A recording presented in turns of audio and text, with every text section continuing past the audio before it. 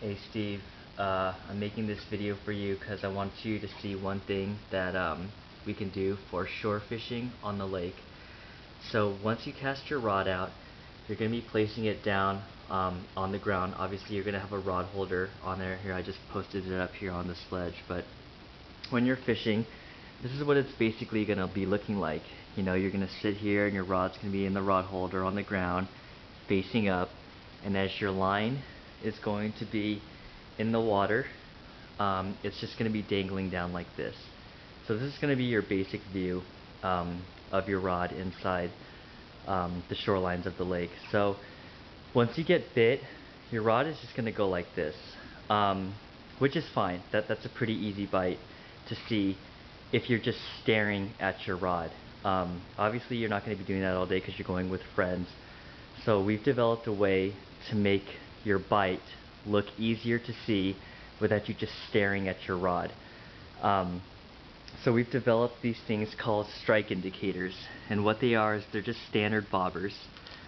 This is one that I've made using a weighted bobber. I don't know where else to find these, but if you can't, then this is your standard bobber right here. These cost like 50 cents or $1. They're not that expensive, but this is going to probably be the easiest one to find, and you can get this in a small one. So what we did was we got a paper clip like this, and what I did was we bent it in a way that it makes that S shape. Oh shit, I just broke it. So you get the point, right? So it gets that S shape, and since I broke it, which sucks, it's gonna pretty much look like this. Okay? And so what you want to do is you want to take your bobber, and either side is fine, but I'll just use this side so it makes it easier. You push it in from the top here, and that little hook is going to come out from the bottom. Okay, and what you want to do is you want to slide the smaller part in down the middle and then connect it through so it looks like this.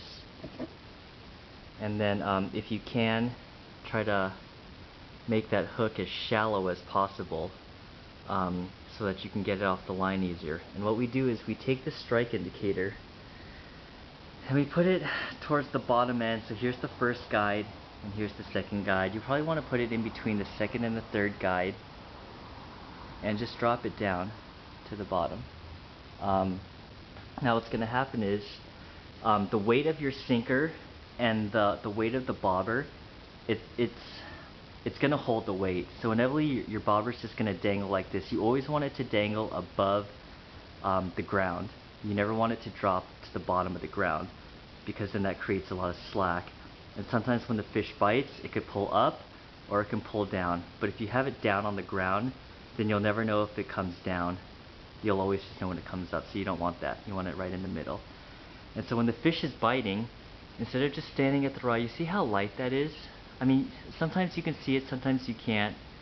But if you can't, you're going to have this indicator moving much easier than looking at the rod all day. You see, as the fish bites the line, that indicator moves up. And to watch an indicator move up is a lot more fun than just staring at your tip all day. So as you see the rod's bending, it's biting, and that thing goes up. So don't wait for it. As soon as you see that thing go all the way up, which it will, it's going to come up.